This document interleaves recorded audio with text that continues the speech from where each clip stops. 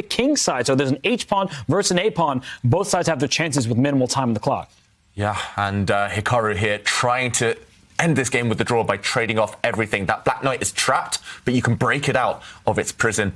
Just about, you're just in time, and there we go. A bunch of pawn trades happened, and the black knight did find a safe square. This one is going to fizzle out towards a draw, but a massive missed opportunity from Magnus Carlsen. Just no material. But that A-pawn, I mean, it should be a draw with best play, but with no time on the clock, that's a scary pawn to deal with, and that's why Hikaru says, take my central pawn. Yeah, you're going to go up a pawn temporarily, but the king will take care of the A-pawn. The black knight will hop into F5 to sacrifice itself for the G-pawn, and that should be enough for the draw.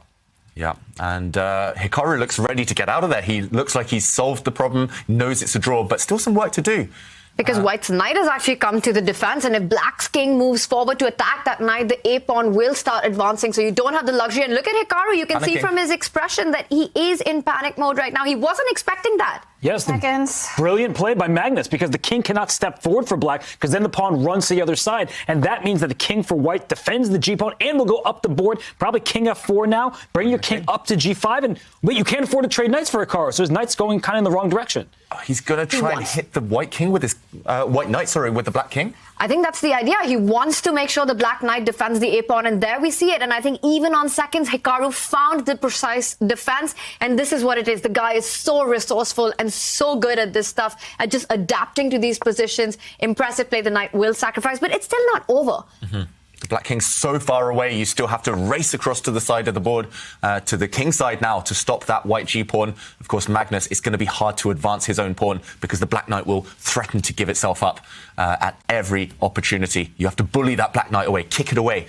But if Hikaru puts the knight on a safe square, it should still be fine.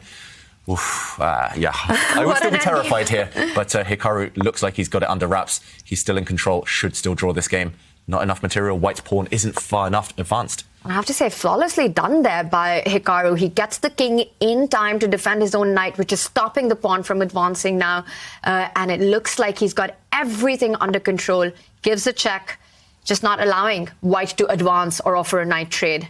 Amazing play by Hikaru Nakamura. He has this under control. This game for sure will be a draw. There's no way the pawn progresses without the knight sacrificing itself for that pawn. But for Hikaru to go left and right and back and forth and to find a way towards this half point, that was amazing by Nakamura. What a save. It's a repetition. Not quite. Magnus has triangulated his king. He's got the same position we've had twice already, but this time it's black to move. So how does Hikaru Nakamura wait in this position? White's not actually threatening anything. The white pawn cannot step forward because the black knight will capture it, take it off the board, but okay, he moves his knight.